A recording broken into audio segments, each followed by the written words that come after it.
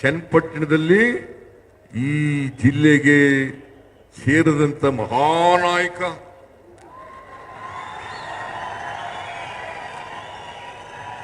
ಅವರ ಮೊಮ್ಮಗ ನಿಖಿಲ್ ಕುಮಾರ್ ಸ್ಪರ್ಧೆ ಮಾಡಿದ್ರು. ಶಿಗ್ಗಾವಿನಲ್ಲಿ ಬಸವರಾಜ ಬೊಮ್ಮಾಯಿ ಮುಖ್ಯಮಂತ್ರಿ ಆಗಿದ್ದಂಥವರು, ಅವರ ಮಗ ಸ್ಪರ್ಧೆ ಮಾಡಿದ್ರು. ಎರಡು ಕ್ಷೇತ್ರಗಳಲ್ಲಿ, ಒಂದರಲ್ಲಿ ಚನ್ನಪಟ್ಟಣದಲ್ಲಿ ಕುಮಾರಸ್ವಾಮಿ ಗೆದ್ದಿದ್ರು, ಶಿಗ್ಗಾವಿನಲ್ಲಿ ಸಿಟ್ಟಿಂಗ್ ಮುಖ್ಯಮಂತ್ರಿ ಬಸವರಾಜ ಬೊಮ್ಮಾಯಿ ಗೆದ್ದಿದ್ರು. ಎರಡು ಸ್ಥಾನಗಳನ್ನು ಗೆಲ್ಲಿಕ್ಕೆ ನಮ್ಮ ಕಾರ್ಯಕರ್ತರು ಮತದಾರರು ಮಾಡಿದಂತ ಆಶೀರ್ವಾದ ಕಾರಣ ಅಂತಕ್ಕಂಥ ಮಾತುಗಳನ್ನು ಹೇಳಲಿಕ್ಕೆ ಬಯಸ್ತಾ ಇದ್ದೇನೆ. ಅದಕ್ಕಾಗಿ ಸ್ವಾಭಿಮಾನಿಗಳ ಒಕ್ಕೂಟದವರು ಹೇಳ್ತಾ ಇದ್ರು, ನಿಮಗೆ ನಿಮ್ಮ ಪಕ್ಷದ ಅಧ್ಯಕ್ಷರಾದಂತ ಡಿ.ಕೆ. ಶಿವಕುಮಾರ್ ಅವರಿಗೆ ಕೃತಜ್ಞತೆಗಳನ್ನು ನಾವು ಸಲ್ಲಿಸಬೇಕು, ಮತದಾರರಿಗೆ ಕೃತಜ್ಞತೆಗಳನ್ನು ಸಲ್ಲಿಸಬೇಕು ಅಂತ ಹೇಳಿದ್ರು. ನಾನು ಹೇಳಿದೆ, ನಮಗೆ ಸಲ್ಲಿಸ್ತಕ್ಕಂಥದ್ದಲ್ಲ, ನಿಜವಾದಂತ ಕೃತಜ್ಞತೆಗಳನ್ನು ಸಲ್ಲಿಸ್ತಕ್ಕಂಥದ್ದು ಮತದಾರ ಬಂಧುಗಳಿಗೆ ಅಂತಕ್ಕಂಥ ಮಾತನ್ನ ಹೇಳಿದ ಮೇಲೆ ಈ ಸಮಾವೇಶವನ್ನ ಏರ್ಪಾಡು ಮಾಡಲಿಕ್ಕೆ ಸಾಧ್ಯ ಆಯ್ತು. ಇವತ್ತು ಕಾಂಗ್ರೆಸ್ ಪಕ್ಷದಿಂದ ಮಾತ್ರ ಕರ್ನಾಟಕದ ಇತಿಹಾಸದಲ್ಲಿ ಸುಭದ್ರ ಸರ್ಕಾರವನ್ನು ಕೊಡಲಿಕ್ಕೆ ಸಾಧ್ಯ ಆಗಿರ್ತಕ್ಕಂಥದ್ದು. ಯಾವತ್ತು ಜೆಡಿಎಸ್ ಆಗಲಿ ಬಿಜೆಪಿ ಆಗಲಿ ತಮ್ಮ ಸ್ವಂತ ಶಕ್ತಿ ಮೇಲೆ ಜನರ ಆಶೀರ್ವಾದವನ್ನು ಪಡೆದು ಅಧಿಕಾರಕ್ಕೆ ಬಂದಿಲ್ಲ.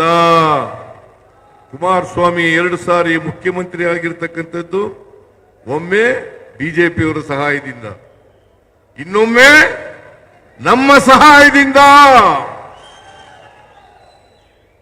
ಬಿಜೆಪಿಯವರು 2008ರಲ್ಲಿ 2018ರಲ್ಲಿ ಅಧಿಕಾರಕ್ಕೆ ಬಂದರು. ಹಿಂಬಾಗಲಿನಿಂದ ಬಂದರೆ ಹೊರತು ಮುಂಬಾಗಲಿನಿಂದ ಬರಲಿಲ್ಲ. ಆಪರೇಷನ್ ಕಮಲ ಮಾಡಿ 2008ರಲ್ಲೂ ಕೂಡ ಕೋಟ್ಯಾಂತರ ರೂಪಾಯಿಗಳನ್ನ ಖರ್ಚು ಮಾಡಿ ಅಧಿಕಾರಕ್ಕೆ ಬಂದರು. ಮಿಸ್ಟರ್ ಯಡಿಯೂರಪ್ಪ ಮುಖ್ಯಮಂತ್ರಿ ಆದರು, ಮಿಸ್ಟರ್ ಸದಾನಂದಗೌಡ ಮುಖ್ಯಮಂತ್ರಿ ಆದರು, ಮಿಸ್ಟರ್ ಜಗದೀಶ್ ಶೆಟ್ಟರ್ ಮುಖ್ಯಮಂತ್ರಿ ಆದರು. ಹೇಗೆ ಇವ್ರ ಕೈಲಿ ಸುಭದ್ರ ಸರ್ಕಾರವನ್ನು ಕೊಡಲಿಕ್ಕೆ ಸಾಧ್ಯ ಆಯಿತು? 2006ರಲ್ಲಿ ಮೊದಲನೇ ಬಾರಿಗೆ ಕುಮಾರಸ್ವಾಮಿ ಮುಖ್ಯಮಂತ್ರಿ ಆದರು. ಆದರೆ ಯಡಿಯೂರಪ್ಪನವರಿಗೆ ಮೋಸ ಮಾಡಿದ್ರು, ಆ ಸರ್ಕಾರ ಉಳ್ಕೊಳ್ಳಿಕ್ಕೆ ಸಾಧ್ಯ ಆಗಲಿಲ್ಲ. ಯಾರು ಮೋಸ ಮಾಡಿದವರು? Mister Kumaraswamy, mister Deve Gowda. ಆ ಸರ್ಕಾರ ಉಳ್ಕೊಳ್ಳಿಲ್ಲ. ಮತ್ತೆ 2018ರಲ್ಲಿ 104 ಸ್ಥಾನಗಳನ್ನು ಗೆದ್ರೆ ಹೊರತು 113 ಸ್ಥಾನಗಳನ್ನು ಗೆಲ್ಲಿಲ್ಲ.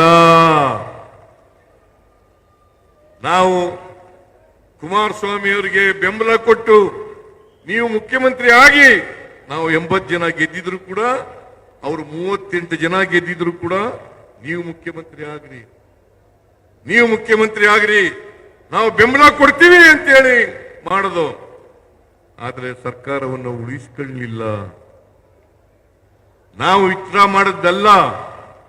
ಇವರು ಮುಖ್ಯಮಂತ್ರಿ ಆಗಿರುವಾಗ 17 ಜನ MLAಗಳು ಬಿಜೆಪಿ ಜೊತೆ ಸೇರಿ ಆಪರೇಷನ್ ಕಮಲದ ಮೂಲಕ ಯಡಿಯೂರಪ್ಪ ಮುಖ್ಯಮಂತ್ರಿ ಆದರು.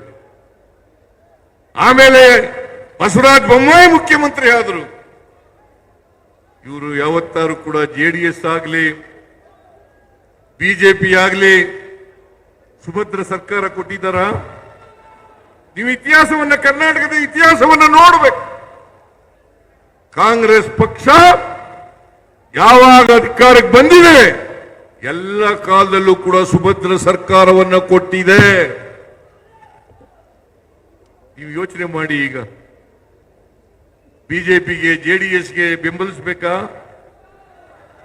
ಅಧಿಕಾರ ಕೊಡಬೇಕಾ? ಅವ್ರಿಗೆ ಕೊಡಬೇಕಾ? ಕೂತ್ಕೊಳ್ರಿ ಕೂತ್ಕೊಳ್ರಿ. ಅಧಿಕಾರ ಕೊಡಬೇಕಾ ಅವರಿಗೆ? ಇವತ್ತೇನಾದ್ರೂ ಸುಭದ್ರ ಸರ್ಕಾರವನ್ನು ಕೊಡಲಿಕ್ಕೆ ಶಕ್ತಿ ಇರ್ತಕ್ಕಂಥದ್ದು ನಿಮ್ಮೆಲ್ಲರ ಆಶೀರ್ವಾದದಿಂದ ಕಾಂಗ್ರೆಸ್ ಪಕ್ಷಕ್ಕೆ ಹೊರತು ಬೇರೆ ಪಕ್ಷಕ್ಕೆ ಅಲ್ಲ ಅಂತಕ್ಕಂಥದನ್ನ ಹೇಳಲಿಕ್ಕೆ ಬಯಸ್ತಾ ಇದ್ದೇನೆ.